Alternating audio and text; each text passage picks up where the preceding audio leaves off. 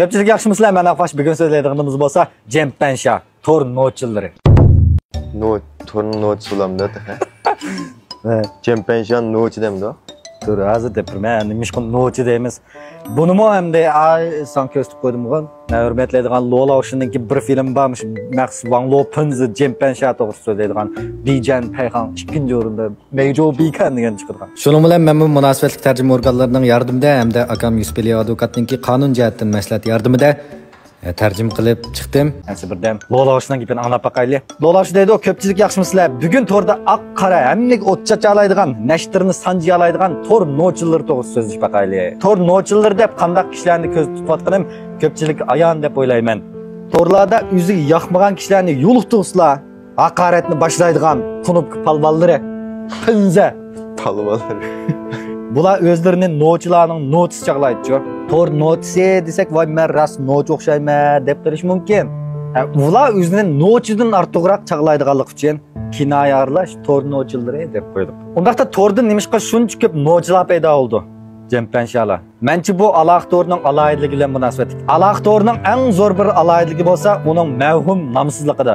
Odam ko'rinmas holatga o'tib olsa, vujudidagi turli mudish xarakterlar portlab chiqadi.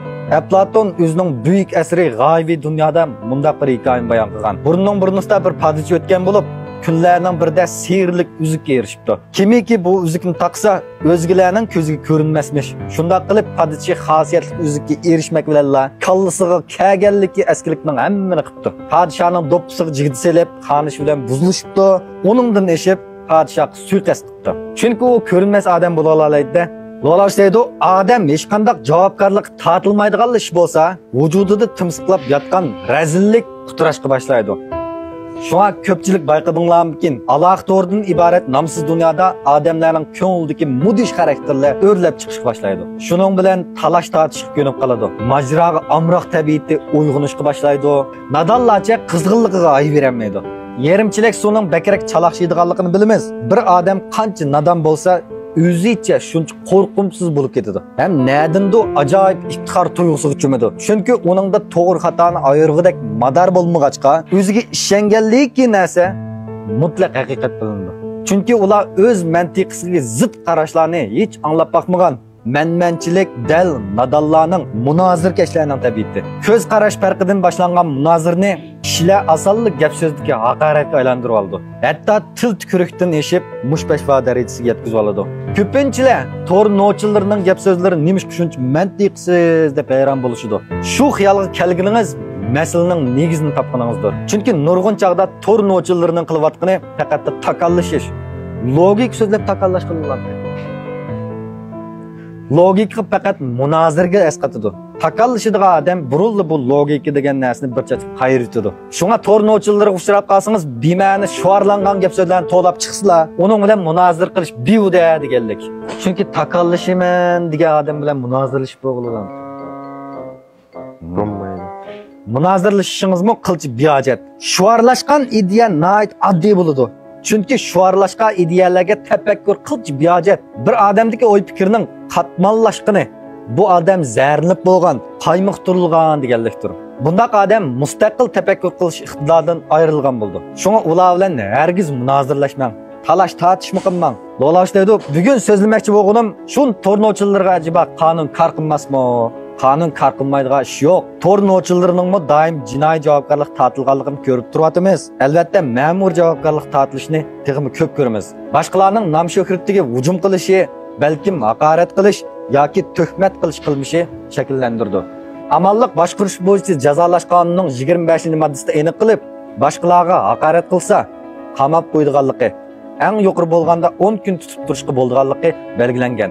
Albatta, boshqalarga haqorat qilsa yoki pakt o'ydirib boshqalarga tuhmat qilsa, qilmishi og'ir bo'lsa, haqoratlash, tuhmat qilish jinoyat shakllantirganlarga 3 yildan tuan muddatli qamoq jazosi berishga bo'ladi. Faqat buning uchun qilmishi og'ir bo'lish kerak. Unda qanday qo'z qilmishi og'ir hisoblandi. Masalan, chekilish qitim soni necha 10 mingga yetsa yoki tarqish soni 500 dan oshsa degandek. Va yoki boshqalarning ro'y bir normalligini keltirib chiqarsa, bularning hammasi qilmish og'irga tava bo'lib, jinoyat shakllantirdi degan gap. Davosi jiqgan bunda qishamsa. Eğirim ketmeydiken bir 4-500'den aşısı buldukken azı birer yiven, yağmen değiş girdi o. Lolavsının kendi deydigan gap mühim. Bu yerda ko'pchilik eskartib qo'ydig'im, haqoratlash, tuhmat qilish jinoyati o'zi arz qilgandila so'riladigan jinoyat hisoblandi.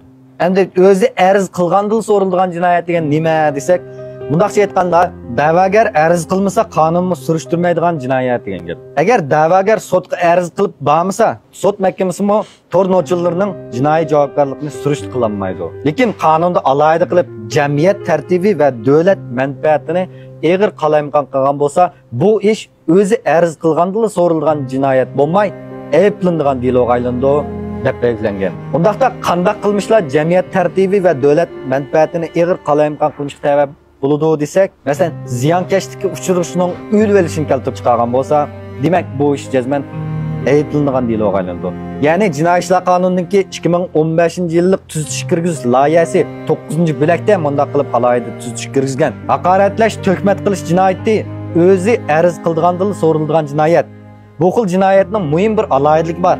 Ya'ni haqorat qilinuvchining munosabatli isbotlarini to'plamiga nayt taski to'xtaydi. Tornochilarni bu yerda faqat masxir qilib nochi deyatimiz. Ulardan nadimi o'z ism familiyasini men degan palonchi deb ta'minlab beradigan yurak bo'lsin. Haqorat qilinuvchilar qarshi tarafningki ism familiyasi turish joyini topmoqqa osonga to'xtamaydi.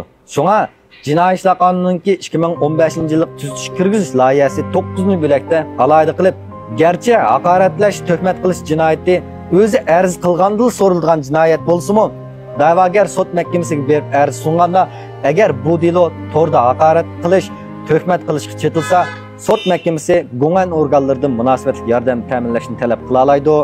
Demakchi, munosabatli isbotlarni soqchilar to'playdi deganlik. Qechib qutulanmaysiz deganlik. Ko'pchilik bayqadinglarmikin, tornochilar doim sodir qiladigan yana bir qilmish bor. Nima? Jenrososu, boshqalarningki shaxsiyatini oshkorlash. Ha. Palanida tornam qo'yib olg'ini, zodi kim? Bak askinimi ekan bu? Mundaq da'vatidu. Buni tuniydiganlar, bildiganlar bormi? Atis kimken, anisi-chu, chavisini chitqiyayali deb hammalarni harakat keltirib uni izdayli deydigan. Esingizda bo'lsinki, xalqning shaxsiyatini surishtirishmi Jinoiy ishlar qonunidagi jinoyatga yotadi. Jinoiy ishlar qonunida mundaq bir jinoyat nomi bor. Fuqarolarning shaxsiy uchuriga cheqilish jinoyati. Qonunda aniq qilib, fuqarolarning shaxsiy uchurini boshqalarga ta'minlab berishdan jinoyat shakllanadiganligini belgilagan. Qanday qis ta'minlagan bo'ladi? Birovning kimlikdagi ism familiyasi, turalg'i joyini sizga deb bersam, mana bu ta'minlash kirdi. To'rda xalqning uchurini surishtirganlarga bas-chu, bu ta'minlashning dal o'zi bo'ldi. Chunki buningda xalqning shaxsiy uchurini millionlagan to'rdashning ko'rishiga tashlab berasiz. Bu qilmish fuqarolarning shaxsiy uchuriga cheqilish jinoyatiga tamoman to'shidi deydi Lolavsh. Jazo o'lchami odatda 3 yildan tuvan bo'ladi. Qilmishi og'ir bo'lsa 7 yilgacha muddatli qamoq jazosi berishga bo'ladi. Haqoratlash va tuhmat qilish jinoyati bilan o'xshamaydigan yeri bu o'zi arz qilsa so'riladigan jinoyat emas. Majnuniyasi qilib uchur ta'minlash uchun o'zi arz qilsa so'riladigan jinoyat emas. Muqarrar ayblanadigan deloga tabar. Shunga tornochilarga yo'liqib qolganda ko'pchilik shundaq bir narsani yodinglar tutinglarki, bir mavhum, nomsiz bo'shliqda hech kim bir-birini tonimaydigan muhitda mayli oliyjanob kishilar bo'lsa-mu, ko'ngildagi eziq turishni cheklab tura olarmi? Mana bu men qayta-qayta ta'kidlayotgan nuqta. Odam bir nishon, hargizmi nuqul vosita emas. Shunga qonunchil jamiyat qurishda eng muhimi boshqalarni hurmatlashni o'rganmalish kerak. Boshqalarning jismoniyatini hurmatlaydigan odam haqqi zaxm yetkazmaydi. Boshqalarning odamiyligini hurmatlaydigan odam haqqi zo'rlik qilmaydi. Boshqalarning mulkini hurmatlaydigan odam haqning narsini o'g'irlamaydi. Shuning o'xshash boshqalarning nom shuhratini hurmatlaydigan odam boshqalarga xohlagancha bo'xton chopilmaydi. Odam bir nishon, hargizmi nuqul vosita bo'lib qolmaslik kerak deb filmini oxirlashtirdi. Shunlashqa bumu xilay ta'sir qilgan ham bejandimi Yibaydovan degan zas bor-ku bu filmning. Ma hozirgi tor muhitimi sal-pal azroq xo'sham yo'qcho ba'zi vaqtlarda. Masalan, shu ichinishlik ahvol kelib qoldi desak bo'ldi. Masalan, shu men nima deb jibo bilan xo'sham yo'q desa, jibo bilan xo'sham yo'qligida ikki kishi bor ekan. Birisi bilmayman, o'zim bir xil paychi qilganman, bir xil yeklayotganman-ku bu jibo. Paxtam qilmadim emas, lekin mayli biz 10 yılını yaqilib filmning oldida apparatning oldida bir ish qilib bulab bundan uni qaytib kelib kesib o'ngshab mandanim qilgan ekan apparat oldimizda mazmun naq maydonda chiqsa ko'nak bo'lmaydi ekan. İkinciden yeklayotganman bu masalan jibodan pul tepshilan bu yak azar haychirishli bakan. Uchinchidan eng muhimi va jiboning muhiti bak nachar ekan. Eli bir bijimda atgan, eli bir ojo, eli bir bilan yollayotgan, eli yeni bir haqlar va Şaş film. O bu deydigan ojo. Chidiyammayman shuninglar ne menga deb tillay desa texib. Axlat. Shuninglar bo'ldilar deb jibo degan narsani qilmaychi deb. So'nga chaqlab kelsak, jempansha bo'lmayli. Pinzila bo'lmayli. Eng oxirida yana deydig'imiz tor bo'shligi qonundan mustasno joy emas. Madaniy, inoq tor muhit yaratish uchun hammamiz bir kichik qo'shaylik. Bu bizningki yangi nomerimiz, endi bundan keyin shunday jinga bosadigan, bosmaydigan temalar ustida paranglashib qolamiz. Guanju qilib olsanglar, dengizdan guanfa qilib qo'ysanglar, bizga buning yordami nihoyat zo'r. Undaqda kelak sonda ko'rishaylik. Xayr xo'sh.